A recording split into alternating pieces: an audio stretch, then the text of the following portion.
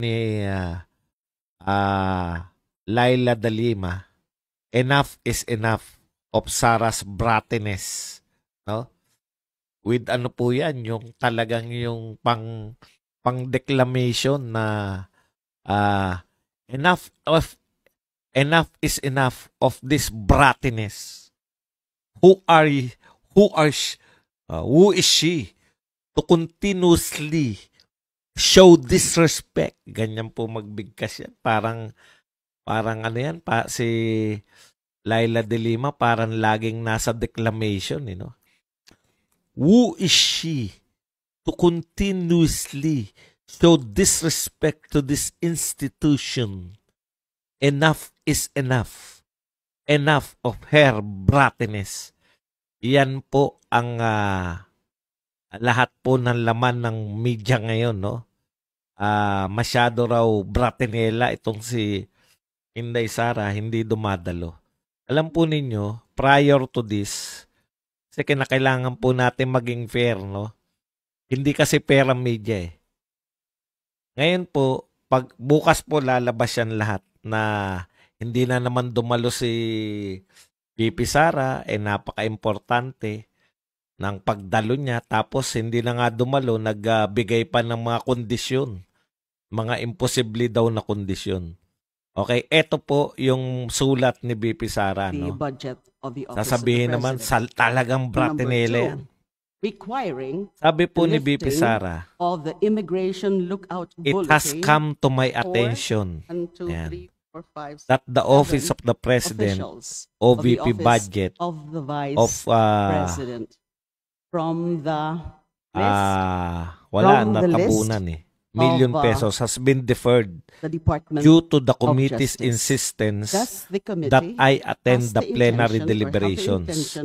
I am prepared to attend. However, I am seeking the following. Okay. Prior to this po, nakatakda po si VP Sara na dumalo, no? Pakinggan nyo lang po, no? September 30, pinadadalo siya. Pero sumulat po si VP Sara eh. Kasi syempre, Vice President siya ng Pilipinas. Alam nyo naman, marami po siyang inaatinan na aktibidad. Nakalagay po dun sa sulat niya na hindi siya makakadalo kaya tanggapin na lang yung mga kasama niya sa Office of the Vice President. Na sila na lang po. Total, sa plenary po kasi hindi naman sila magsasalita. No, dekorasyon lang sila dun. Nakita na natin yan kay VP Sara, isang plenary session. Naroon lang sila maghapon magdamag. Kung gaano katagal yung tanungan na yan. Hindi naman po kinakailangan si VP Sara. Doon po siya kinakailangan sa deliberation. Yung siya talaga yung naghain. Naalala niyo yun? Yung tinanong siya ng mga Makabayan Black, tinanong siya ni Tinyo at ni Kulot. Tandang-tanda natin. Hindi naman po sa ayaw ni VP Sara eh. Di ba? Kasi pinalalabas na naman na bratinela siya, mahirap siya kausap. Tapos na po na-deliberate na eh. Di po ba? For deliberation na lang yan ng mga congressman. Congressman lang po magde-deliberate, hindi po pagsasalitain si VP Sara. So, pwede naman na yung nalang mga tauhan niya.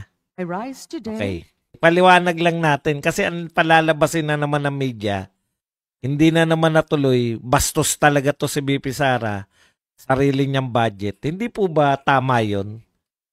Yung una po, kasi very busy po yung Vice President, alam niyo naman po. Ngayon po, gusto nila umattend. Samantalang tumutulong po yung Vice President. Tignan niyo po sitwasyon na. Sino po ang totoong bratinela? Sino po talaga yung parang spoiled? Alam po nila na si VP Sara naroon po sa Cebu. Tumutulong po sa mga tao. Alam po nila yung si VP Sara, ang dami pong inaatinan. No?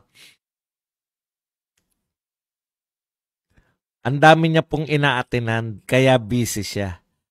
Yan naman po, katulad ng pinapaliwanag ko habang sabay kami ni De Lima, yan naman po, no? Yang deliberation, sila lang po magde-deliberate. Bawal pong magsalita dyan. Tapos na po yung presentation ni BP Sara. O, para maunawaan nyo lang po, palalabasin na naman na ano eh. Palalabasin na naman na masamang tao eh. Ayaw po nilang pumayag na iba na lang yung pinadadalo ni BP Sara. Gusto nila si BP Sara doon. Asan na yung courtesy ninyo? Asan na po yung parliamentary courtesy ninyo sa dalawang pinakamataas? Bakit po si President Marcos okay na hindi umattend? Okay na pina-attend niya yung iba? Pinapasan nyo pa rin yung budget ng Office of the Vice President. Bakit po si Vice President Sara Duterte, kinakailangan po siyang umattend dyan sa deliberation ninyo, samantalang hindi naman po siya pwedeng magsalita? Ibig sabihin, dekorasyon lang po siya dyan. Kung kinakailangan nyo naman po, kasi ganito po yung mangyayari, yung pong sponsor niya, siya lang po yung magtatanggol ng kanyang budget. Tatanungin po yung sponsor, o bakit may budget para sa ganyan si BP Sara? Bawal po magsalita si BP Sara doon. So kung ano man yung kinakailangan datos ng sponsor, kayang sagutin ng mga USEC. Okay. So ano po ibig sabihin? Ayaw nilang pumayag. Gusto nila abalahin si BP Sara doon. Tanong ko lang, bakit ayaw nyo pong abalahin din yung presidente ng Pilipinas? Bakit wala kayo po ang bastos sa Vice President? Di po ba? Hindi naman po siya kinakailangan doon eh. Sponsor lang din naman yung sasagot. Kunwari may paglilinaw sila, tatanungin ng sponsor, ano po ba sabi rito? Kaya na yon ng mga tauhan ni BP Sara. Ayaw ninyo. Hindi nila i-deliberate hanggang hindi nagpapakita si BP Sara. Sino ngayon ang spoiled? Sino ang tunay na bratinela? Si BP Sara na nagtatrabaho ngayon? O kayo na gusto nyong atinan kayo ng Vice President? Kaya hindi na nagpadalo si BP Sara. Eto ang sulat niya. Pakinggan nyo to ha. Pinipiloso po na ba kayo? Sinusutil na ba kayo ni BP Sara? Opo, sinusutil po kayo ni BP Sara. Kasi sutil kayo eh. Kaya kayo sinusutil dahil sutil kayo. Ito po yung sulat ni BP Sara. Sana ba yung sulat? Ito po, babasahin ko lang. It has come to my attention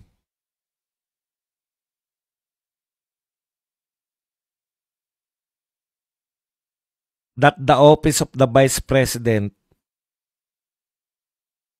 budget of 902,895 pesos has been deferred due to the committee's insistence that I attend the plenary deliberation. No?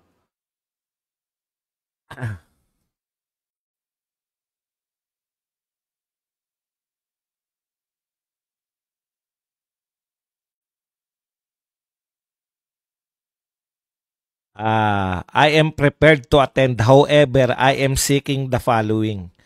Willing siyang umattend. Pero ito po ang kondisyon niya. The House of Representatives demand the attendance of President Marcos for the 27.3 billion pesos budget deliberation of the Office of the President.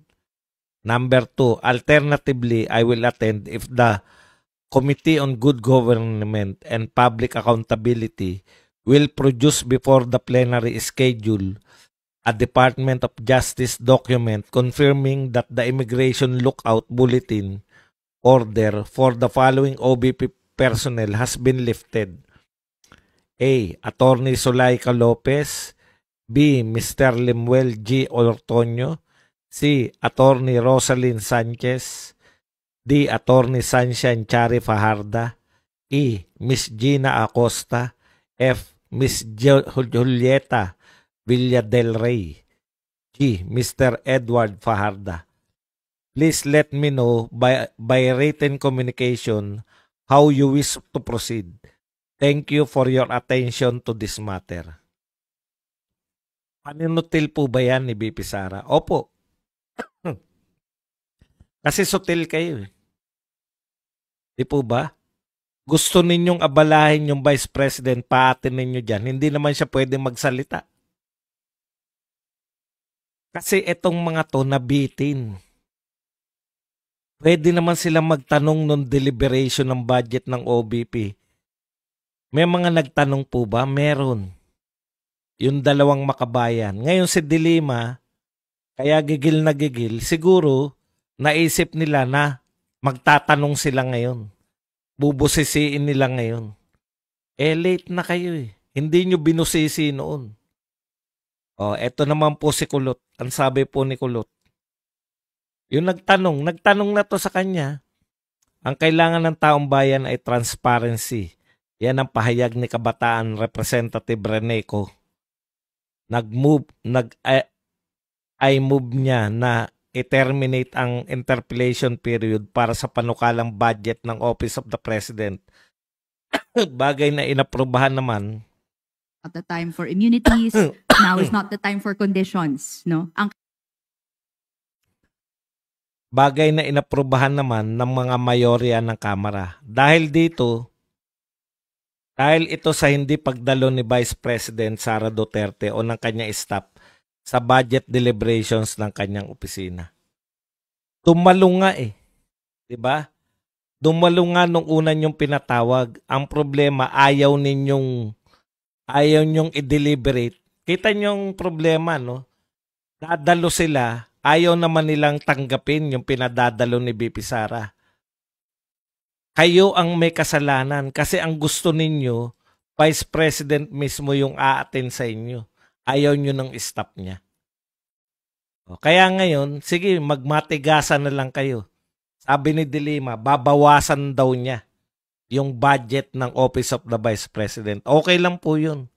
Kung ganyan sana kayo katapang kay Martin Romualdez at kay Saldico, maniniwala pa sana kami na tapat talaga kayo sa yung ginagawa nyo paglilingkod talaga sa taong bayan. Hindi naman eh. Hindi naman kayo ganyang katapang kay BBM. Hindi naman kayo ganyang katapang kay Saldi Romualdez.